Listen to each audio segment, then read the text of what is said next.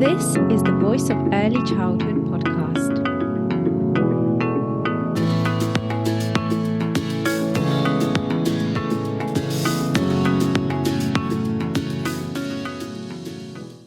Hello, everyone. Welcome to the Voice of Early Childhood podcast. My name is Angelica Solinska. I'm your host, and today I'm joined by June O'Sullivan, who is CEO of LEAF, London Early Years Foundation. So firstly, thank you very much, June, for joining us on the podcast.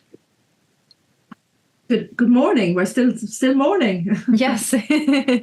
So what we're talking about today, what we're talking about this morning, is what has prison got to do with early years? So really interesting topic, really quite different, not something that we hear about much at all. And for that reason, I think, June, that's why you really looked into this. So June, it was from a conversation of one of your team members had with a grandparent, I believe, in a setting. This really sparked you looking into prisons, exploring how this impacts our youngest children, and even visiting a prison with your team as well. And ultimately creating the prison pack, the free downloadable pack entitled Best Practice in Early Years, Supporting Children with a Parent in Prison. So I know that this work was conducted with PACT, a charity supporting prisoners and their families. And then the creation of the pack was also supported by Family, a digital platform for educators and families. So it's nice to see that collaboration. And I read in the foreword of this pack, Andy Keane-Downs, CEO of PACT, explains that children who have a parent go to prison are a largely hidden group, and they have a range of distinct needs. And if they're not met, then of course leading to a lifelong exclusion and disadvantage.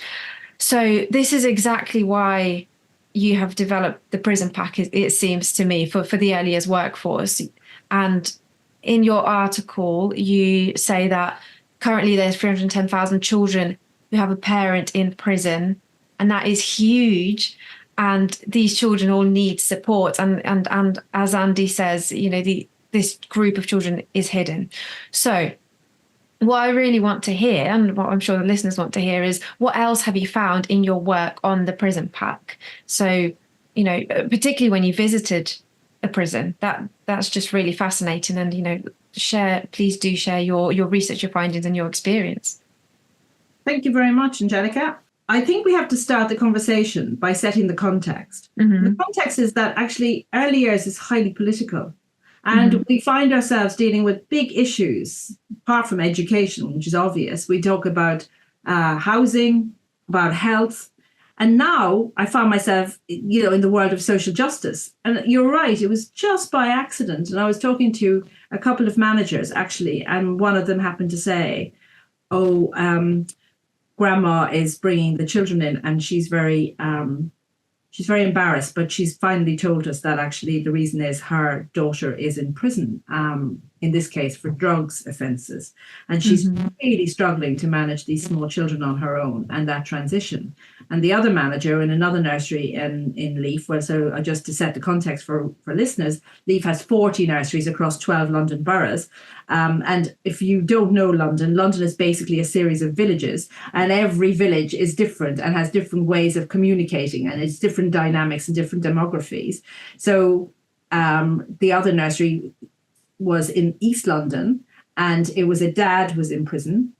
But again, it was the grandparent who was picking up the situation to sort of resolve what was happening for the child. And she also was worried by it and trying to keep it quiet. She didn't want the whole neighborhood to know, because she felt it would be a negative judgment on her as a parent, but also on her grandson, who's kind of innocent victim in all of this.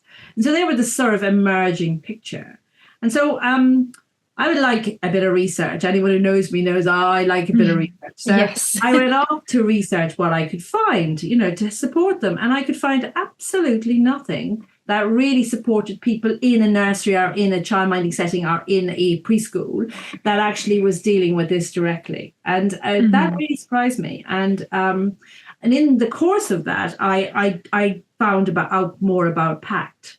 Now, I knew about them because my sister worked for them in the past. She used to run a play group, because another horrific thing is that children come in to see their parent or their relative into the prison. and there was nowhere for them to play or anything. So they're sitting in this Right. usually quite like hangar-like sort of with tables and chairs and no real touching or anything and nothing to do. And often those relationships are in quite a tense state, you know, so often it's not all happy families when you go in there. So this was really, you know, so I was slightly shocked by this. And so PACT had set up a way of trying to have play areas in each of those prisons. And my sister happened to be a teacher in one of those. Anyway, so that's as much as I knew, really. And then I was talking more to the managers, and I thought, you know, there are some things that are natural in the early years that are going to help here. We do understand transitions. And this is a transition. It's not one that's normal in the sense of you're going to school or there's a new baby coming or you're moving house. But actually, it is still a transition. And I thought, well, early year staff, you know, generally should be very understanding and sensitive about transitions, know how to help manage them. So that was one of the things that I was paying attention to. And then the other was like, how do you build a bridge through those kind of difficult situations for parents? But then I thought, well, you know, we spend a lot of time worrying about home learning environments and parent partnerships, so we should be able to do that. So I went to PACT and talked to them about what was available. For the most part, they do a lot of work with parents and families of people in prison.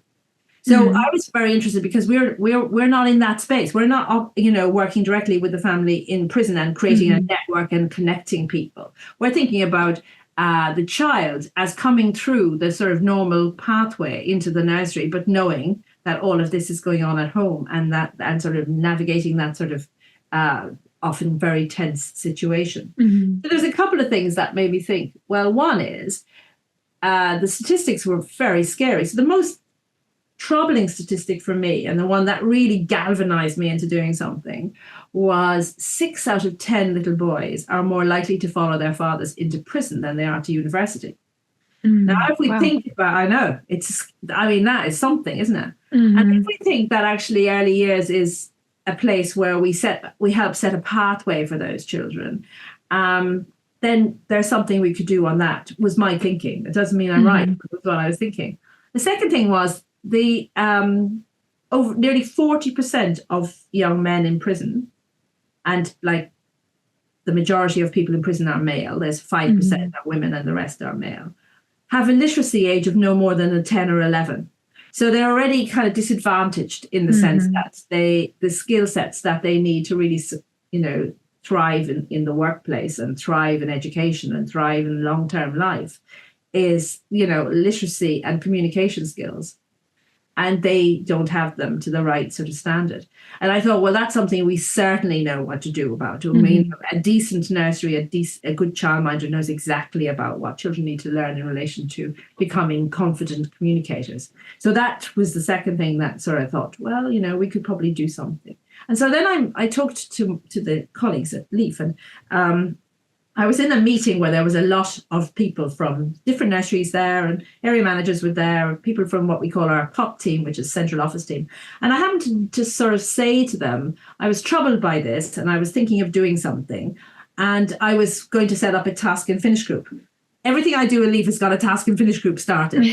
Task it out, you scope out what the issue is, and the idea is that you finish that plan and then you do something with it.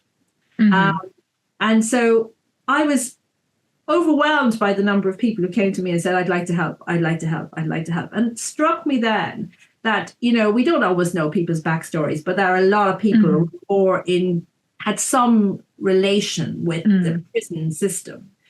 Some quite personal, that like a parent themselves had been in there, or a grandparent had been in prison. Some because of a friend or a connection. Some because their mother had been a prison officer for like 30 years, so they kind of knew the story from that view. Some who had worked in the pre-prison service. And then one of our staff, I noticed, also used to work for PACT in the past. So there was, you know, variety of people's interests. And then some people just wanted to do good, to be a mentor, to be a role model, particularly our male staff, when they heard about the whole situation for the little boys being so vulnerable to ending up in prison. And so we set up this task and finish group, and we looked at what we could do, what was out there, what research was there in terms of, what works. And in the course of that, we formed a very positive relationship with PACT, and they invited us to a day in a prison. So we went to ISIS prison, which is in Thames Reach, where we have a nursery across the road. So ISIS prison, it looks at, and for those people who are wondering why it's called ISIS is the old name for the Thames. So the River Thames runs through that area because it's running you down into the estuary, into East London. The prison is on the banks of that. And so therefore it was called ISIS after the river. But ISIS is a prison for young men, 18 to 25, occasionally a few older, but mostly not. The majority in there in their early 20s. And I realized, of course, there would be young dads in there as well. And that's one of the things I wanted to kind of understand. So we went to ISIS prison.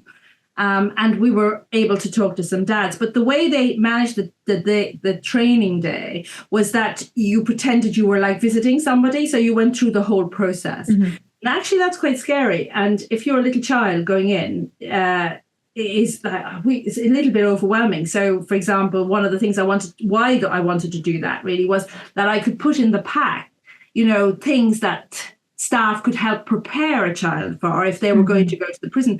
And the interesting thing for us was that a lot of children would be visiting and that nobody would have told anyone because they'd be ashamed. So therefore, they're going through this quite uncomfortable experiences. And then they come into nursery on Monday and like there was maybe upset or, we can't read what's going on. So what happens is you go into the prison and then you're basically frisked. They have a major drugs problem in prisons. And so they have a really thorough search approach. That includes a dog sniffing you as well. So you often have to queue as well for a long time to get in. So you can imagine you're 2.5. You don't really know where you're going. You're in a buggy. You're with maybe your grandma. You're going in to see your daddy. You can't bring toys because everything is a weapon. And my sister had trained me in that people will use everything as a weapon. So I remember when saying to her, can we help? Can we get some toys and stuff? And she said, well, I'll give you some things you can do, but everything can be weaponized. So that made me like, that's a bit of a shock, isn't it? That, you give toys to the children and then you think, no, people could sharpen them up or they can use them in different ways.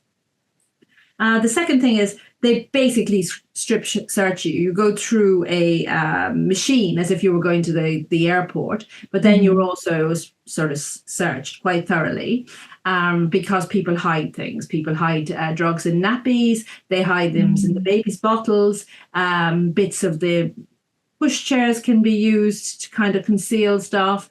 So they take this very seriously, and so they were very nice, but at the same time, I'm a grown-up and I found it invasive. Can you imagine? Yeah, of course. They've just got to do what they've got to do. Yeah, exactly. But if you're tired and you're a 2-year-old and you don't understand about child development and stuff, and you're trying to kind of cajole a child to give up their teddy bear or whatever because it could potentially be a source for hiding drugs and the likes, then that is, you need quite a lot of skill sets on that. And that's quite a hard thing to do. And also what we found is that to keep the children kind of calm or to keep the children kind of settled, they often are given quite a lot of sweets. Well, sweets are full of sugar, and sugar is quite a high calorie, content, but also makes them quite hyper. So that often that's not the best thing to do, to actually think about a way of keeping your child calm and stuff. So this, sometimes it is like almost a cocktail of all the wrong things for a small child happening in an environment that no one has control over. So I wanted to understand that. And then, as I say, when we got in and we went to the sort of play area, and this particular prison has a play area, I was really sort of surprised by, in a way, the limitations of the play resources. Because of the circumstances, but also you're looking after children aged from 0 to maybe 11. So you have to start to think about what they're all going to need in that space. And Bright Horizons has a charity that helps to provide resources to some prisons as well. And so there was stuff there, but again, I think they can always do with more stuff. I think what they do is they tend to give money and people buy things. And one of the things that struck me as well is that, if you don't understand child development, people have this idea that, bright color plastic, lots of soft toys, the things that actually are not really great for children are what they will purchase. I mean, you can't control what people purchase, but I think there's something to be done with supporting people in that position to buy things that are more likely to be multifunctional. And also, I was just going to quickly say, maybe calming the child down a little bit more, because obviously all these bright colours are overstimulating when they need, to be regulated and feeling safe and secure. Precisely, yeah. And so if they're getting funding from the likes of Bright Horizons, then it's one, it's I thought, well, maybe we could just guide a little bit as to what they might purchase. But I'm sure they're trying to do that as well. I mean, it's a good thing they're doing in the contribution they're already making to the prisons. And so then I met this dad who has 2 children. So he had a little tiny, I think maybe 8-month-old when he was done for whatever. We didn't go into that, but he was in for 4 years, so pretty serious. And when he went into prison, his wife was already pregnant. So in the end, she ended up having to look after 2 children under 2 while he's in prison for 4 years. And he was like thinking about his role as a dad and how he could be involved and what he could do to help, and how he felt guilty about what's happened and how she's carrying all of this on her own. And so it was a very interesting conversation from that perspective as to what would be useful, what would what would help them, what didn't they know that they could learn as well from our sector and the likes. So it was a very humbling conversation actually with him, and sort of enlightening at the same time. Because the view is everyone makes mistakes. And when I was a childminding advisor many years ago, I worked as a underage social worker, and one of my tasks was to be a childminding advisor. I remember when we used to do DBSs and stuff, I worked in an area that was, had a mixed population. And there were some people who would have made excellent childminders, but their sort of sons had got themselves into bother. And I used to take the view, well, if we were to hold that against every sort of 16, 17-year-old boy who got drunk one night and, did something stupid, we could probably exclude quite a lot of the population. And just because you did that once doesn't mean you've learned and you've kind of got on. And also we have all sorts of cultural issues to deal with now with the gangs and drugs and, it's a tough sort of place. I often notice that when talking to our apprentices about the modern life that they have to navigate. So I think it's, it's important that we learned not to judge, but to see what we could do that would be helpful, really, just practical and helpful, because I think that's what people want. Because the other thing is when people go into prison, the poverty tends to go up in the family. And so that's what we noticed with the grandmother, is that she's suddenly finding herself managing one toddler and one under, preschooler, but 2 children under 5. They're expensive, as you know, in terms of food and, clothing and stuff. And so, for example, one of the things we bought for that family was at the end of term, we gave them the school uniform for going to school. So the little boy was going to school, so we bought him the school uniform, including shoes and everything, as the parting gift, because she would not take charity. And so that's the other thing, is how do you dress these things up in a way that makes it feel welcoming and it's seen as either, oh, poor person, oh dear. Yeah, and patronizing. Yeah. Woe but me type thing. Are judgmental. Well, of course, your child's going to suffer, so we're going to do something that's going to help. Truth is, the child can suffer on this. But if we could do it in a more kind of equitable and reciprocal and kind of empathetic way, we're more likely to help them to manage the situation better, and that's better for the child. And so therefore my first call really to staff in the early years who are in the position where they might be discovering that one of their families has got someone in prison, is to try, please don't judge. It's easy to judge. We live in a very judgy environment these days. People love to choose and cancel you and judge you and, make comments about you without knowing anything really about you. So I think it's kind of worth pausing a bit. But the positive side is that the early years is a place where people form very lovely, warm, sensitive relationships with parents.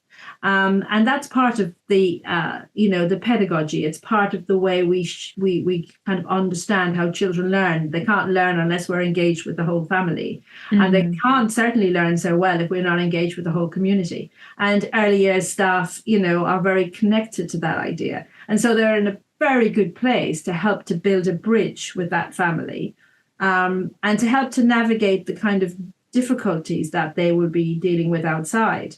For example, a lot of the time you find this kind of stuff out was through social media, through gossip. And, if you're in a small, as I said, like in London, it's all small villages, you're kind of hanging out with people that you hear rumor. And so that then sort of suggests to you that something isn't going awry. You then make an assumption on the basis that, oh, hang on a second, I haven't seen the dad come in for a while, maybe. And then a good, sensitive, intuitive, connected staff member will wait for the moment, will wait for the point to interject into a conversation, are things okay? And when the staff are kind of, in a way, in tune with that, then I think often that's when the parent, grandparent, aunt, whoever it is, will actually be able to say, things aren't well, things aren't great at the moment, his dad's gone to prison or his mum's gone to prison. So that really is a very long-winded answer to your question as to why we started to think about this prison pack. Hiya! Just quickly, I wanted to ask a favour from all of the listeners and viewers. It would really help this podcast if you subscribe on the platform you are listening or watching on. This will help the Voice of Early Childhood podcast to continue putting out thought-provoking and reflective episodes with a range of guests. And if you are enjoying listening to this podcast, please do share it with someone else who you think would love it too. And of course, as always, we encourage you to share your voice too. If you have reflections, thoughts, and comments, please do share this episode on social media with your comments and tag the Voice of Early Childhood. Let's keep these thought-provoking discussions going. Thank you. I'll let you get back to the episode now. And I think what that really highlights from the very beginning, when we said this all came from a conversation with a grandparent, is just how important those parent partnerships are. And we always talk about that. And it's almost like a phrase that we kind of throw around, it's important to have positive parent partnerships and work with parents. But it really does show, because it's such a sensitive topic, and they won't open up about something if they don't feel safe and secure, and if they don't feel like they know the team and that they can't speak to you. So that's so, so vital to build those relationships for these reasons, so that the parents, the family members feel like they can come to you and you're that safe haven for them. A lot of the time it's that duty of care we have that also kind of, throughout the time you were speaking, it reminded me of the fact that duty of care we have for the whole family, not just the child there. That's absolutely true. And the other thing to remember too is we never know people's backstories. And what I found also was that the whole prison discussion triggered quite a lot of emotions for the staff as well. So we can't exclude them for that, because we don't know what they've seen in their lives. And it did seem to generate a lot of emotional responses from people. And so therefore, again, when we think about creating a warm, engaging, supportive environment for children, we also want to do the same for staff, And I remember during COVID, I had 15 nurseries open. So we had about 200 children and about 200 staff working. A lot of them had chosen to work and had asked me if they could work, because what we did is in those nurseries, we created a cocoon, a safety space. And for some people who were terribly anxious by the whole, the whole COVID thing, and also were living alone. For them, that space was a place of safety. It's a place where we could kind of wallow in kind of a sense of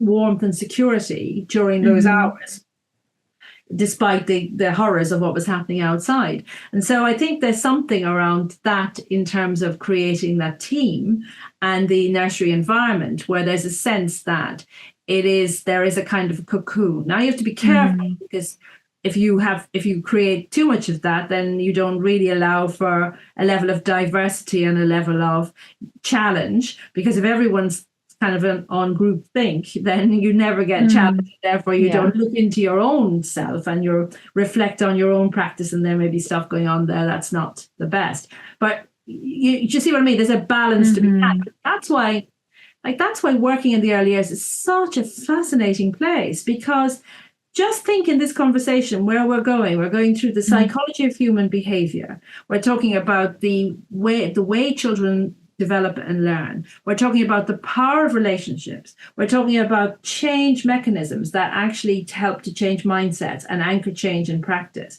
We're talking about a body of knowledge, a credible body of knowledge that actually makes us understand how we can then translate it into practice. And we're talking about a compassion, a duty to want to do stuff, a duty to act that's motivated by emotions, but also about knowledge. I mean, it's a rather wonderful place, early years, when you think about those things and you put it in that way. So it's often quite depressing that the rest of the world can't see it in this way. And it may be that we don't talk about it enough that way. So that for me also was very important, because I mean, anyone who knows me, who knows my work, is like I've been saying stuff like this for a very, very long time. Yeah. Not often maybe as sort of quietly as I'm saying it now. I'm often renowned for my loud voice about it. But, people just don't get the complexity of working with small children and how it is like a litmus test for all sorts of other things that are going on. And I think the prisons is just a case in point. And there could be other things. And I'm always interested in other things, like, for example, the work we're doing at LEAF around things like sustainability, and why we have a duty to the future generation to start thinking about the way we behave, the choices we make, and understanding those three pillars of sustainability in relation to driving climate change. We think about the work we do with regards to, say, child obesity. Like, we were first to notice that there was a problem because you were looking at small children. You're thinking there's something not right here. And exactly. Setting up the Chef Academy to make sure that chefs are trained was just one step. There's many other things people are doing. But you know what I mean? It's like the conversation around early years sometimes gets very narrowed down to the very, very important, but sort of quite kind of transactional element, which is around funding and at the moment recruitment. Hugely important. Don't get me wrong. But the more sort of sensitive, the more softer stuff, the more actual glue stuff around us stepping into the unknown spaces and thinking about it, like prisons, our obesity, our sustainability, and many other things, is just as important in terms of those conversations. And so I think it's, how do we get those conversations more nationally known, more widely held, and more understood? Because that's really what is like the essence of our work. And really it's driven by a compassion, wanting to address suffering and wanting to address things that are going wrong, whether it's poverty, our disadvantage, our special educational needs, our families that are in a vulnerable position, like having somebody in prison. So to me, this is a bigger philosophical positioning that is one example of how we take it and apply it to practice in a traditionally early years kind of common sense, roll up your sleeves, practical, or as Chris Pascal would say, praxeological way, where we take the theory, the research, and the practice, and we put it all together in that sort of marvelous triangle, and then we get on and sometimes change the world. I mean, that's what I was like. That's my purpose in life is to change the world one child at a time. And, with prisons there, as you said, Angelica, 310,000 children, out of maybe we have about, 1.5 million in nurseries at the moment. That's quite still, that's, just tiny changes we can make could help those children, one of those children at a time. And what a wonderful thing we do. Yes, definitely. And it is inspiring hearing you talk about this, because it really does highlight that early years is the foundations of everything. And there's so many intersections.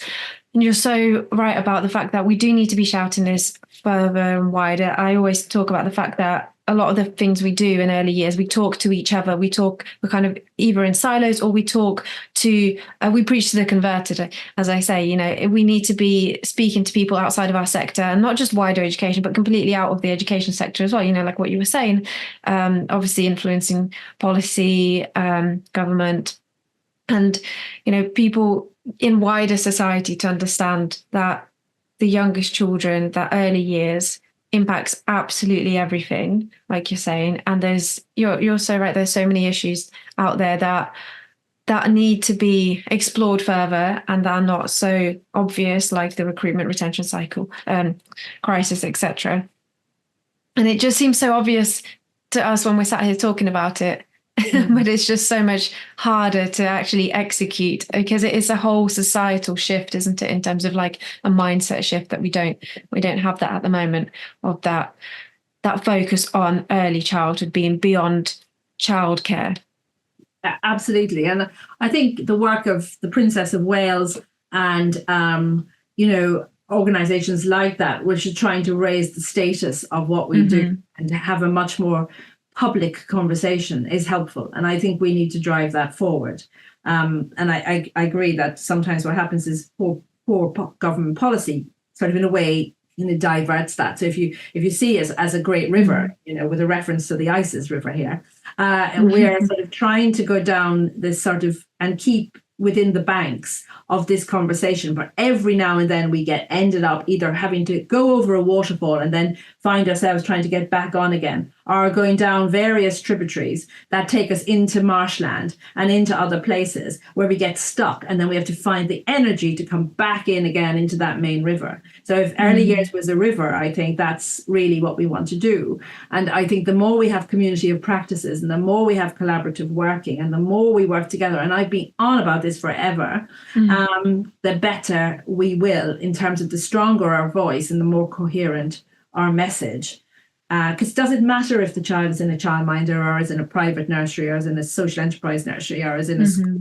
The matter is that the service that they access, and the support that we provide, and the pedagogy that we roll through all of that to enable that to happen, is strong and consistent, and recognizes that the service we deliver is to the benefit of the child. I think that we have not been always wise in some of the ways we've responded to some of the challenges that are presented to us. But, wisdom takes time. Yeah, that's a good point. I love all your analogies. And also, I guess I'll finally say it is really clear that your work is so highly steeped in collaborations and communities of practice, because LEAF does partner, and you partner with so many different organizations and individuals, and you really embody that. You don't just say it. And I think it's all about actually going out there and doing the work rather than saying it. And that's often where it kind of gets stuck, I think. Yes. I just think my call to action to anyone choosing to listen to this is, thank you for listening. But the second thing is, go on our website and download the pack and have a look at it. And you might think, none of my family are in prison, but you just don't know. You just don't know. And it could be a staff member, it could be someone's friend, it doesn't matter. It's again about reaching wider than your own sort of nursery fences. It's about reaching out beyond the fences and thinking about it. And then the second thing is, I'm always keen on community of practice. I'm just setting up one on sustainability at the moment. Please just join and connect. There are some really brilliant people in early years, and their voices are often not heard. And so it's great for people to talk to each other and learn from each other and support each other and understand. Because sometimes all you need to know is that you're not alone, and that's enough. It does Mm-hmm. feel sometimes quite isolating and lonely, and you think you're the only one dealing with staffing problems, and must be something you're doing wrong, that's causing this, or you look inwards. And I think Mm-hmm. also as women, we're a predominantly female sector. We often are hard on ourselves like this. We're Mm-hmm. often much more quick to justify and our position in a negative way rather than saying, well, maybe there's something bigger than that. So we take Mm-hmm. on that sort of internal blame more quickly. And I think that's then impacts on how we then present ourselves. So what often happens is, and I do this myself at Leaf sometimes, I just say to the team, close the doors, guys. Right now we need to regroup and re-energize and, focus on ourselves and get ourselves strong again before we can go back out Mm-hmm. there. And of course you need to do that. I totally get it. But when we have conversations like when I established the Ofsted big conversation, that came of a point of, I just opened the door and said to the whole sector, I have no idea what's going on, but I am fed up of what's happening. And I am fed up of getting judged badly by Ofsted. And within days, I had hundreds of people replying to me saying, yeah, we've had that, we've had that, we've had that. And what was happening was everyone was thinking, oh, it must be us. Or we're too ashamed to say this, or we can't share this. And and it was only when we came together and we set up the Ofsted big conversation, which has now been going for 10 years, and it has really shifted the relationship with Ofsted into a much more positive place and much, much more engagement. I mean, 10 years ago, the idea that senior Ofsted people would come to meet you was unheard of. And it's the same, I think, for prisons or other places out there. You open up the conversation and then you realize many more people are in that position, and then you generate that conversation more widely. You maybe do some research together. I mean, I'd love to do some more research on this subject with colleagues who are interested, and then you begin to strengthen your voice. And you call your podcast the voice of early childhood. Well, I agree with you. The voice is really important, and the voice of the child is only strongly reflected when there's a strong voice from the early years. And that voice is a coherent voice. It's a well-trained and well-informed voice. It's a appreciative of research and understanding voice. It's not a whinge. And I think that's the important thing that's for us, because it's easy to get accused of being whingy when Yes, actually I've heard that before. present the conversation differently. You actually realize that it sounds like a whinge, but actually the information beneath that is solid and reliable. So I think it's about building our voice so that it actually is listened to, but it's strong to ourselves. So we own the language of pedagogy. We own the language of teaching. We dump words like practitioner. We dump words that don't add value to us, and we hold what we are good at as our central core. And then that way, we have much more of a chance of being better advocates for children, of taking up the case for parents, of entering worlds of social justice, housing, education, health in a much more coherent, logical, and confident way. And I think that should be our ambition in the early years. I was going to say, I have got a lot to say, but I feel like I'd just ruin it by adding anything more. That was very well said. And I'll just say, actually, while you were talking, it reminded me of what Jan de Biel talks about language matters, and the way we present ourselves as a sector matters. And calling ourselves early years profession rather than early years sector, things like that, and being research and practice informed. And 100% agree with all of that. I feel like, I could say so much more, and we can talk so much more, but we should probably round off the podcast episode now. So for those who are listening, June's article that she wrote for the Voice of Early Childhood can be found on the website. The link is in this episode description, and the link to the Prison Pack download can also be found in the article, and of course on Leaf's website, as June mentioned. Please do download this and share it far and wide as we discuss. It's so important, because you never know. Like June said, there might be children in your setting and families that really need this support and that may be going through this. And even if you know all your family very well and no one's, or you've got a small setting and 100% no one's kind of experiencing this right now, but you could have children and families in future, and the more equipped you are, of course, the better you'll be able to support them. So definitely call to action is to download the pack, whether you feel like you need it right now or not, everyone should be better informed. And so please do also share this episode with colleagues across your social media to really get those discussions started, debates, and getting people to share their experiences. And finally, thank you very much, June, for not only coming onto the podcast episode, but for your work in early years, in the early years profession, for supporting children and families, the workforce, for sharing your voice and the voice of others. And as you say, thank you for changing the world one child at a time. Thank you very much. Pleasure.